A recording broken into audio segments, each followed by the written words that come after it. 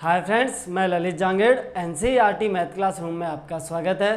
तो friends, last class में हमने स्टार्ट किया था प्रॉपर्टीज़ ऑफ डिटर्मिनेंट्स और प्रॉपर्टी नंबर 1 से प्रॉपर्टी नंबर 5 तक हमने कंप्लीट डिस्कस की थी। अब चलते हैं नेक्स्ट गुणधर्म, नेक्स्ट प्रॉपर्टी की ओर, प्रॉपर्टी नंबर 6।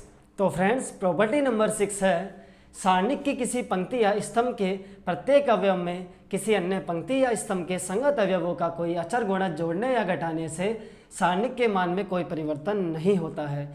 या फिर हम कहें, if the element of any row or column of a determinant is added or subtracted with any of other row or column with a multiple of constant then the value of determinant does not changes। तो कहने का क्या मतलब है friends, कि यदि किसी सारणिक के किसी पंक्ति में पंक्ति को जोड़ा जाए या स्तंभ में स्तंभ को जोड़ा जाए, और जोड़ना कैसे है, किसी अचर संख्या से गुणा करके। फॉर एग्जाम्पल, यदि प्रथम पंक्ति है, ठीक है ना, फर्स्ट रो है, उसमें आपने सेकंड रो को जोड़ा, और जोड़ना कैसे, संगत अवयव में संगत अवयव को फर्स्ट में फर्स्ट, सेकंड में सेकंड और थर्ड में थर्ड, और किसी अचर संख्या से गुणा करके जोड़ा जाए तो सारणिक के मान पे कोई परिवर्तन नहीं होता है। तो देखते हैं कैसे। माना कोई डिटर्मिनेंट हमारे पास है delta equal to A1 B1 and C1, A2 B2 C2 and A3 B3 and C3, ठीक है। अब देखिएगा, यदि इस सारणिक में प्रथम पंक्ति यानी R1 में, ठीक है, R3 को K से गुणा करके जोड़ा जाए, किससे, K से गुणा करके जोड़ा जाए, और जोड़ने का क्या तरीका है, संगत अवयव में संगत अवयव, ठीक है ना फ्रेंड्स। करस्पॉन्डिंग एलिमेंट में करस्पॉन्डिंग एलिमेंट को आपको जोड़ना है। के कोई कांस्टेंट है, तो देखिएगा सारणिक क्या प्राप्त होगी। किस में जोड़ रहे हैं फ्रेंड्स, R1 में। किसको, R3 को। R1 में हम जोड़ रहे हैं R3 को, ठीक है। तो देखिए, कैसे गुणा करके जोड़ रहे हैं, तो ये कितना हो जाएगा, A1 प्लस के A3। ध्यान दीजिएगा, R1 प्लस R3 कर रहे हैं। इधर क्या आ जाएगा, B1 प्लस के B3, इधर आ जाएगा C1 प्लस के C3, ठीक है। देखो आप किस तरीके से आप इसको देख सकते हो। देखो R1 R3 का योग कैसे करना है, A1 B1 C1, R3 को लिखिए फिर किससे गुणा करके, K से। तो देखिए कितना हो जाएगा, के A3 के B3 के C3। अब देखिएगा जोड़ने का जो तरीका है वो क्या है, फर्स्ट अवयव में फर्स्ट अवयव जुड़ेगा, सेकंड में सेकंड, थर्ड में थर्ड।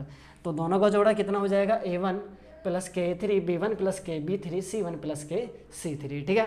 अब देखिएगा, और तो किसी को जोड़े नहीं है, तो बाकी जितनी पंक्तियाँ सारी एज इट इज रहने वाली है। तो कितना हो जाएगा, A2 B2 C2 A3 B3 and C3। तो देखिएगा फ्रेंड्स, गुणधर्म नंबर या हम कहें प्रॉपर्टी नंबर 5 से, और गुणधर्म नंबर 5 क्या था फ्रेंड्स, कि किसी सारणिक, यदि किसी सारणिक की कोई पंक्ति या कोई स्तंभ दो संख्याओं का योग हो, तो उस सारणिक को उसी कोटि की दो सारणिकों के योग के रूप में प्रदर्शित किया जा सकता है। तो देखिएगा, गुणधर्म नंबर 5 से हम क्या लिख सकते हैं इसको, A1 B1 C1 एक तरफ किया हमने, A1 B1 C1, A2 B2 and C2, A3 B3 and C3 plus, फिर क्या हो जाएगा friends, K A3 K B3 K C3, A2 B2 C2 A3 B3 and C3, ठीक है जी। अब देखिएगा, चलो इधर आ जाइएगा।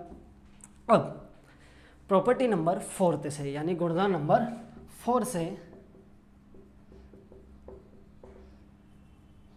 तो देखिएगा क्या था फ्रेंड्स, गुणधर्म नंबर 4, प्रॉपर्टी नंबर 4 थी कि सारणिक की किसी पंक्ति या किसी स्तंभ को किसी अचर संख्या से गुणा करने पर सारणिक का मान भी उसी संख्या से गुणा हो जाता है। या फिर, ठीक है जी, या फिर हम सीधे तरीके से बात करें तो देखिएगा, सारणिक को जब किसी संख्या से गुणा किया जाता है तो या तो आप एक पंक्ति से गुणा कर सकते हो या फिर एक स्तंभ से। ध्यान दीजिएगा, यदि मैट्रिक्स को किसी अचर संख्या से गुणा करते हैं तो मैट्रिक्स के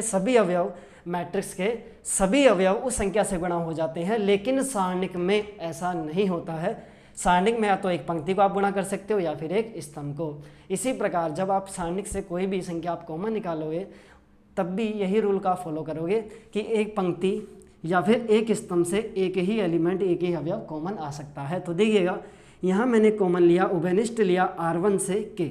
तो देखिए फ्रेंड्स कितना हो जाएगा, इसकी वैल्यू किसके बराबर है, डेल्टा के बराबर है। तो हम लिख सकते हैं इसको delta one equal to delta, ठीक है। डेल्टा 1 इसको डेल्टा वन नाम दिया। क्यों दिया, ध्यान से सुनिएगा। पहले सारणिक डेल्टा थी और जब हमने R1 में R3 को कैसे गुणा करके जोड़ा तो हमने माना ये डेल्टा वन हो गई, ठीक है ना भैया, नई सारणिक प्राप्त हो गई। अब देखिएगा इसको भी डेल्टा वन कर देते हैं।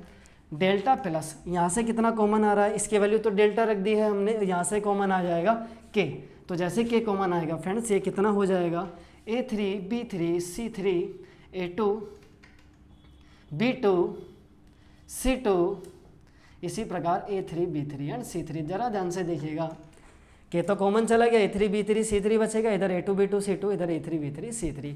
तो फ्रेंड जरा ध्यान से देखिएगा गुणधर्म नंबर सेकंड, सॉरी गुणधर्म नंबर थर्ड, गुणधर्म नंबर थर्ड या प्रॉपर्टी नंबर थर्ड क्या थी कि यदि किसी सारणिक की दो पंक्ति या दो स्तंभ सर्वसम हो या फिर समान हो तो सारणिक की वैल्यू कितनी होती है, 0 होती है। तो देखिएगा डेल्टा वन इक्वल टू कितना आ गया, डेल्टा प्लस 0 हो गया, ठीक है, के मल्टीप्लाई बाई 0, तो 0 हो जाएगा सब कुछ। तो डेल्टा वन इक्वल टू कितना आ गया, डेल्टा, यानी हम कह सकते हैं कि सारणिक में R1 में जब R3 को कैसे गुणा करके जोड़ा गया तो सारणिक का मान डेल्टा ही प्राप्त हुआ, ठीक है ना भाई, या फिर हम कहें सारणिक का मान परिवर्तित नहीं हुआ है। अब एक बात और ध्यान दीजिएगा, जरूरी नहीं आप R1 के साथ ये काम करो, आप C1 यानी पंक्ति के साथ भी और स्तंभ के साथ भी यही रूल फॉलो होता है, ठीक है ना भैया। उतार लीजिएगा, फिर भी कोई प्रॉब्लम हो तो वीडियो को एक बार रिपीट करके जरूर देखिएगा, ठीक है फ्रेंड्स। तो फ्रेंड्स नेक्स्ट है प्रॉपर्टी नंबर 7, सारणिक के किसी पंक्ति या स्तंभ के अवयवों को किसी अन्य पंक्ति या स्तंभ के संगत सहखंडों से गुणा करने पर प्राप्त राशियों का योग 0 होता है। या फिर हम कहें if elements of one row or column are multiplied with cofactors of elements of any other row or column then their sum is 0। तो देखते हैं इसका कहने का क्या मतलब है। तो देखिएगा प्रॉपर्टी नंबर 7 का क्या मतलब है। तो देखिए फ्रेंड्स, माना कि कोई सारणिक है और सारणिक में कोई पंक्ति या कोई स्तंभ आपने सेलेक्ट की, ठीक है, फॉर एग्जांपल हमने R1 सेलेक्ट किया यानी प्रथम पंक्ति प्रथम रो को। अब यदि हमको पता है कि फर्स्ट रो के एलिमेंट्स को जब उसके करस्पॉन्डिंग कोफैक्टर्स या संगत सहखंडों से गुणा किया जाता है तो सारणिक की वैल्यू डेल्टा प्राप्त होती है। लास्ट क्लास में मैंने आपको बताया था, ठीक है फ्रेंड्स। तो देखिएगा कहने का क्या मतलब है, एक बार समझते हैं और प्रूव करते हैं। माना कोई सारणिक हमारे पास है A11 A12 A13 21 22 23 31 32 एंड 33, ठीक है फ्रेंड्स। अब जब इस सारणिक का R1 के सापेक्ष प्रसार करते हैं, R1 के सापेक्ष प्रसार करने पर तो कितना आएगा हमको पता है, A11 C11 plus A12 C12 A13 और C13। इसको मैंने आपको बोला था इस तरह से ना लिखे तो आप C की जगह आप सेकंड को या फिर हम कहें कोफैक्टर को कैपिटल F से भी आप लिख सकते हो, ठीक है, इस प्रकार भी आप लिख सकते हो। अब देखिएगा क्वेश्चन क्या कह रहा है, सॉरी प्रॉपर्टी क्या कह रही है कि यदि पंक्ति तो A11 A12 A13 ले, लेकिन सेकंड हम चेंज कर दे, या फिर हम कहे दूसरी पंक्ति के मैं सेकंड ले लूँ F21 F22 और F23, ठीक है, या फिर ऐसा हो पंक्ति तो दूसरी यानी अवयव जो हो दूसरी पंक्ति के हो A21 A22 A23, लेकिन जो सेकंड हो वो फर्स्ट के ले ले या फिर थर्ड के ले ले, तो जब इसका योग करोगे आप गुणा करने के बाद तो इसका मान कितना आ जाएगा, 0। तो देखिए कैसे इस बात को प्रूव करें। तो देखिए फ्रेंड्स, हमने क्या किया,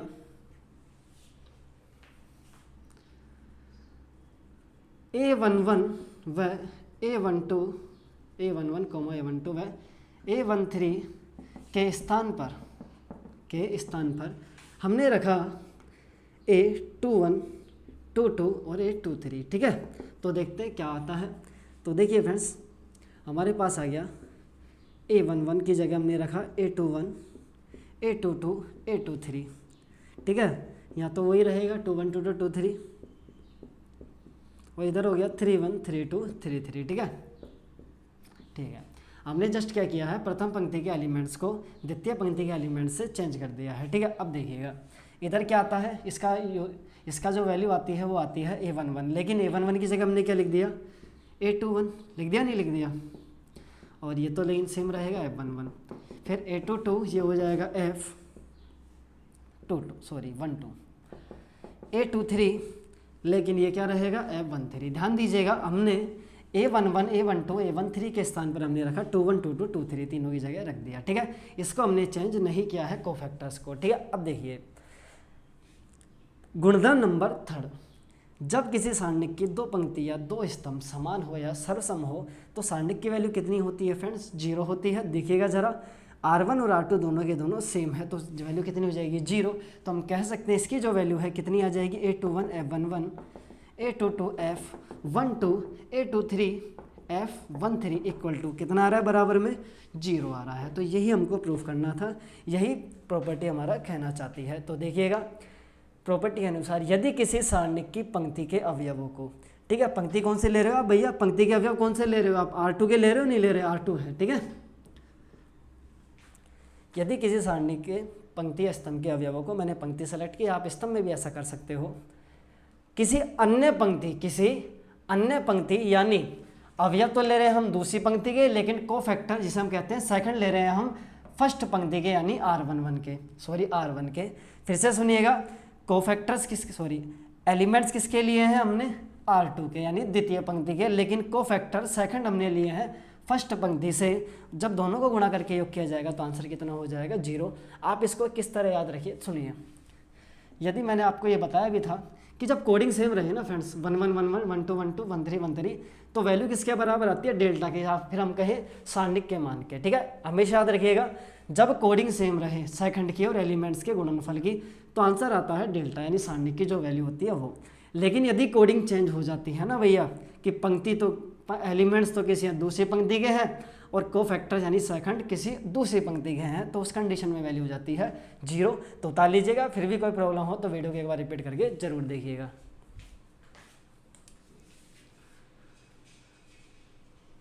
तो फ्रेंड्स नेक्स्ट है प्रॉपर्टी नंबर 8, यदि किसी सारणिक की किसी पंक्ति या स्तंभ के सभी अवयव 0 हो तो सारणिक का मान भी 0 होता है।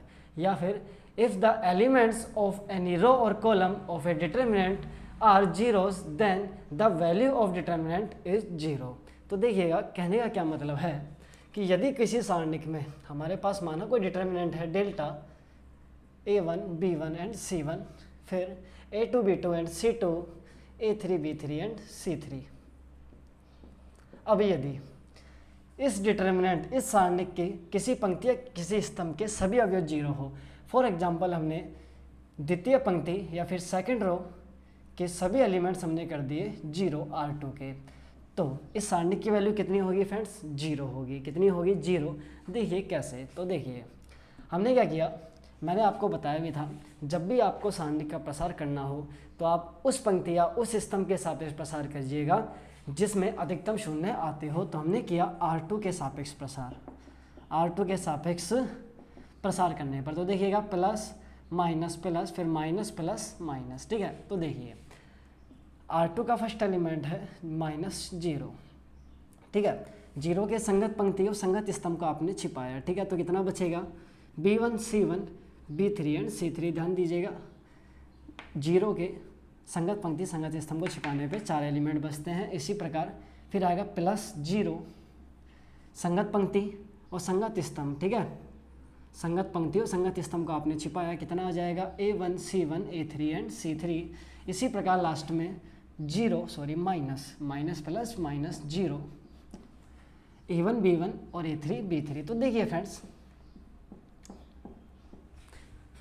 देखो ये 22 की सारणिक को सोल्व करने पर कुछ भी आता हो, लेकिन लास्ट में मल्टीप्लाई 0 से करना है तो कितना आ जाएगा? 0 आ जाएगा। यहाँ से भी कितना आ गया? 0। यहाँ से भी कितना आ गया? 0। सब कुछ 0 आ गया, तो आंसर भी कितना हो जाएगा? 0। तो इस प्रकार हम कह सकते हैं कि जब किसी सारणिक की किसी पंक्ति या किसी स्तंभ के सभी एलिमेंट 0 हो तो सारणिक का मान भी कितना होगा? 0 होगा। तो उतार लीजिएगा। फिर चलते हैं नेक्स्ट प्रॉपर्टी की ओर। तो फ्रेंड्स अब चलते हैं नेक्स्ट प्रॉपर्टी की ओर। प्रॉपर्टी नंबर 9, त्रिभुजाकार अवयव से संबंधित सारणिक का मान उसके मुख्य विकर्ण के अवयवों का गुणन होता है। या फिर हम कहें in a triangular matrix the value of determinant is the product of the element of the diagonals. ठीक है फ्रेंड्स, तो देखते हैं कैसे। तो देखिए, माना पहले हम बात करते हैं 2 × 2 की सारणिक की, और सारणिक है हमारे पास त्रिभुजाकार। ये कौन सी है फ्रेंड्स? ऊपरी त्रिभुजाकार। ठीक है भैया, शून्य को छिपाने पर जीरो को छिपाने पर यदि त्रिभुज ऊपर बनता है तो ऊपरी त्रिभुज, और जीरो को छिपाने पर यदि त्रिभुज नीचे बनता है तो निम्न त्रिभुजाकार। तो देखिएगा फ्रेंड्स कितना आ जाएगा, इसको सोल्व किया जाए तो AC माइनस B × 0 जीरो हो जाएगा, आंसर कितना आ गया AC। ठीक है, इसी प्रकार यदि निम्न त्रिभुजाकार ली जाए तो देखिएगा A B एंड C। अब देखिए जीरो को छिपाने पर त्रिभुज कहाँ बन रहा है? नीचे। तो कौन सी मैट्रिक्स, सॉरी कौन सी सारणिक हो गई? निम्न त्रिभुजाकार। तो देखिए फ्रेंड्स फिर से कितना AC माइनस B × 0, यानी दोनों का मल्टीपल 0 आ जाएगा तो कितना आ गया? AC आ जाएगा। ठीक है, इसी प्रकार यदि हम बात करें 3 × 3 की, तो देखिए ABC XY और यहाँ ले लेते हैं हम L। तो देखिए 0 0 एंड 0। तो फ्रेंड्स जीरो को छिपाने पर त्रिभुज बनता है ऊपरी ओर, तो हम बोलते हैं ऊपरी त्रिभुजाकार है 3 × 3 की है। ठीक है भाई, अब देखिए इसको सोल्व कैसे करें, मैंने बताया था प्रसार कर दीजिए 3 × 3 के लिए, और प्रसार कीजिए उस पंक्ति या उस स्तंभ के सापेक्ष जिसमें अधिकतम 0 हो। तो 2 0 दिख रहे हैं L में और 2 0 यहाँ भी दिख रहे हैं। तो एक काम करते हैं, C1 के सापेक्ष से प्रसार कर देते हैं। C1 के सापेक्ष प्रसार करने पर तो देखिएगा A संगत पंक्ति संगत स्तंभ का आपने छिपाया, कितना आ गया? XY 0 L minus 0। अब देखिए फ्रेंड्स यहाँ आ जाएगा +0 ब्रैकेट में, या फिर हम कहें यहाँ से कुछ भी वैल्यू एस्केप प्राप्त होती हो, लेकिन लास्ट में 0 से मल्टीप्लाई होने के बाद क्या आ जाएगा?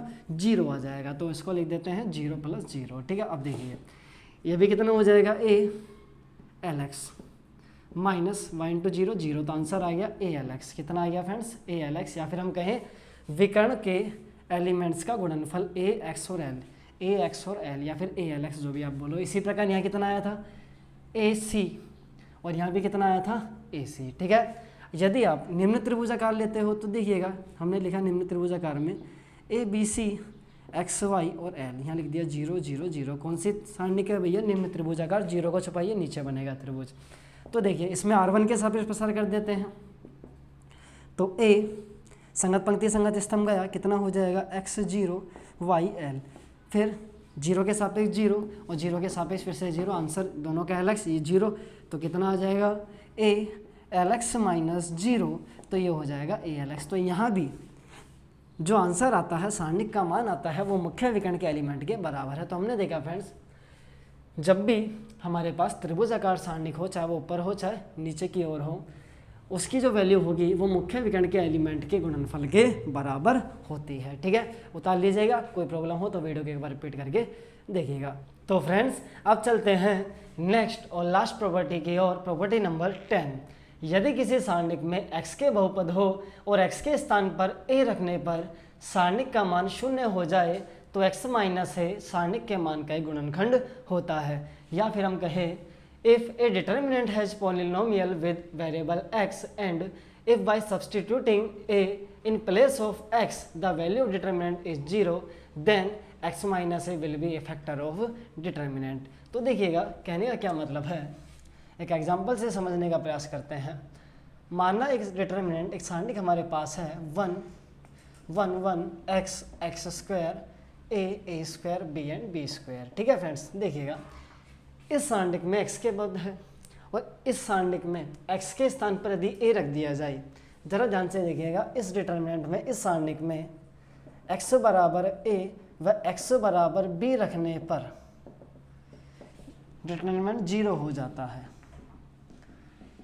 कैसे हो जाता है? गुणधर्म थर्ड से। ठीक है, गुणधर्म नंबर थर्ड से। देखिए कैसे, देखो यदि आपने x बराबर a रखा तो कितना हो जाएगा? 1a square 1a square 1b square. कब? जब x बराबर आप a रखते हो। तो देखिएगा गुणधर्म number third, property number third से जब सारणिक की दो पंक्तियां दो स्तंभ सेम हो तो वैल्यू कितनी होती है सारणिक की? 0 हो जाती है। हो जाएगी नहीं हो जाएगी? इसी प्रकार यदि x बराबर b रख दे तो यहाँ कितना आ जाएगा? b and b square. इस कंडीशन में R1 और R3 सेम हो जाएंगे और ये दोनों सेम हो गए तो भी वैल्यू कितनी आनी है गुणधर्म नंबर थर्ड से, प्रॉपर्टी नंबर थर्ड से? 0। तो हमने देखा x बराबर a व x बराबर b रखने पर सारणिक का मान 0 प्राप्त होता है।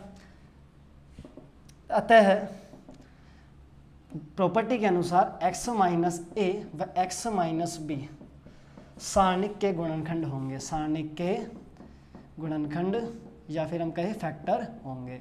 अब इस बात को प्रूफ कैसे करें, ठीक है ना, तो देखते जाइएगा। 1x x square 1a a square 1b and b square. तो देखिए फ्रेंड्स, मैंने क्या किया, R2 से R1, ठीक है, R2 से R1 व R3 से पुनः R1 को घटाने पर। तो देखिएगा ऐसा क्यों, देखो हमने पढ़ा था प्रॉपर्टी नंबर 6 में, प्रॉपर्टी नंबर 6 में हमने पढ़ा था कि सारणिक के किसी पंक्ति के अवयवों को किसी अन्य पंक्ति स्तंभ के अवयवों में से घटाने पर या जोड़ने पर सारणिक के मान पर कोई प्रभाव नहीं पड़ता है, ठीक है। तो देखिए फ्रेंड्स, हमको गुणनखंड चाहिए x माइनस ए, तो जरा दिमाग पे थोड़ा जोर डालिएगा और सोचिएगा x माइनस ए कब मिलेगा, या तो x में से a को घटाए या फिर a में से x को घटाए फिर माइनस कॉमन ले ले, ठीक है ना। तो मैंने क्या किया, a में से x को घटाया और a स्क्वायर में से भी x स्क्वायर घटाया, क्योंकि a माइनस एक्स यहाँ से भी मिल जाएगा। इसी प्रकार यदि x माइनस बी चाहिए तो x में से b को घटाओ या फिर b में से x को घटाना पड़ेगा, और यदि b में से x को घटाना पड़ेगा तो हमारे पास क्या प्राप्त होगा, b minus x, minus common ले ले तो x माइनस बी आ जाएगा, ठीक है। तो ध्यान दीजिएगा, हमको x माइनस ए और x माइनस बी ज्ञात करना है, इस वजह से मैंने R2 में से R1 को घटाया। लिख देते हैं R2 R1 and R3, R2 में से R1 और R3 में से R1। तो देखते हैं क्या बचने वाला है। देखिए, मैंने R1 में से किसी को नहीं घटाया है तो R1 तो एज इट इज। अब R2 में से घटाया R1 को, तो देखो 1 में से बन गया 0, यहाँ आ जाएगा a माइनस एक्स, थोड़ा अच्छे से लिखते हैं a square minus x square, ठीक है। अब देखिएगा, फिर से मैंने R3 में से R1 घटाया तो 1 में से बन गया 0, b माइनस एक्स हो जाएगा फ्रेंड्स, और b square minus x square हो जाएगा, ठीक है। अब देखिए आगे हमारे पास आ चुका है delta equal to 1 x square 0 a minus x. ध्यान दीजिएगा, a square minus x square को लिखा जा सकता है a माइनस एक्स और a प्लस एक्स। इसी प्रकार 0 b माइनस एक्स, थोड़ा इसको इधर सेपरेट कर लेते हैं, b माइनस एक्स और b प्लस एक्स, ठीक है। इस प्रकार हम लिख सकते हैं, ठीक है ना। अब देखिएगा गुणनखंड नंबर 4 से कि यदि आप किसी सारणिक में किसी सारणिक को जब किसी अचर संख्या से गुणा किया जाता है तो या तो एक पंक्ति से गुणा कर सकते हैं या फिर एक स्तंभ से। इसी प्रकार आप कॉमन भी एक पंक्ति और एक स्तंभ से एक एलिमेंट को ले सकते हैं। तो यहाँ देखिएगा, R2 से कॉमन आ रहा है a माइनस एक्स, देखो इससे माइनस एक्स कॉमन आ जाएगा, यहाँ से भी a माइनस एक्स। 0 है, 0 को आप a माइनस एक्स से गुणा मान के कॉमन ले सकते हो, ठीक है ना भैया। 0 से कुछ भी कॉमन लिया जा सकता है। तो a माइनस एक्स हमने यहाँ से कॉमन लिया R2 से, और b माइनस एक्स हमने कॉमन लिया R3 से। क्यों? क्योंकि सारणिक में एक पंक्ति और एक स्तंभ से एक एलिमेंट कॉमन लिया जा सकता है। तो कितना बचेगा, 1 x square 0 a minus x common गया, कितना बचेगा फ्रेंड्स 1, यहाँ से माइनस एक्स गया तो कितना बचेगा a प्लस एक्स। इसी प्रकार 0 1 b प्लस एक्स। अब हमने क्या किया, देखिएगा C1 के सापेक्ष प्रसार कर दे। क्यों? क्योंकि C1 में अधिकतम 0 है, तो C1 के सापेक्ष प्रसार करने पर तो क्यों ना एक काम करें, दोनों में माइनस जैसे ही कॉमन लेंगे तो यहाँ कितना हो जाएगा, माइनस कॉमन लेते ही x माइनस ए, यहाँ माइनस कॉमन लिया जाए तो x माइनस बी, जो माइनस आएगा दोनों का माइनस क्या हो जाएगा, माइनस माइनस प्लस हो जाएगा, ठीक है। अब प्रसार कर रहे हैं एक के सापेक्ष, संगत पंक्ति C1 के सापेक्ष प्लस माइनस प्लस। तो C1 के सापेक्ष जब प्रसार करोगे, C1 का प्रथम अवयव 1 है, संगत पंक्ति संगत स्तंभ को आपने छुपाया तो 1 इंटू बी प्लस एक्स हो जाएगा माइनस ए प्लस एक्स हो जाएगा नहीं हो जाएगा। देखो एक को इससे गुणा करोगे तो बी प्लस एक्स, और ए प्लस एक्स को एक्स से करोगे तो ए प्लस एक्स आ जाएगा, ठीक है। बाकी 0 के साथ जब आप प्रसार लगाओगे तो 0 ही आने वाला है, ठीक है। तो हमारे पास आ गया x minus a x minus b. इसको सोल्व करते हैं friends, b plus x minus a minus x, x से x कैंसिल आउट हो गया, कितना आ गया friends, x minus a x minus b और b माइनस ए। तो ये हमारे पास प्राप्त हुआ सारणिक का मान। और प्रॉपर्टी के अनुसार यदि किसी सारणिक में x के बहुपद हो और x का मान a रखने पर या फिर b रखने पर सारणिक का मान 0 हो जाता है तो x माइनस ए और x माइनस बी सारणिक के गुणनखंड होते हैं, फैक्टर होते हैं। तो हमने यहाँ देखा इस सारणिक में x बराबर a और b रखने पर इसका मान 0 आ रहा था, तो इसके फैक्टर इसके गुणनखंड होने चाहिए x माइनस बी। तो हमने जब सारणिक का मान प्राप्त किया तो हमारे को जो गुणनखंड प्राप्त हुए, जो फैक्टर प्राप्त हुए वो प्राप्त हुआ x माइनस बी, यानी प्रॉपर्टी एकदम सही कहती है। तो देखिए फ्रेंड्स, आपको जो आपने टोटल प्रॉपर्टी पढ़ी है 1 से लेकर 10 तक, इनको रट्टा लगाने की जरूरत नहीं है। आपको प्रत्येक गुणधर्म, प्रत्येक प्रॉपर्टी को अच्छे से याद रखना है, समझना है, क्योंकि इन प्रॉपर्टी का यूज क्वेश्चन में डायरेक्ट अप्लाई होगा। ठीक है ना भैया, ये जो प्रॉपर्टी होती है क्वेश्चन में डायरेक्ट अप्लाई होने वाली है। तो फ्रेंड्स, अब मिलते हैं नेक्स्ट क्लास में। धन्यवाद।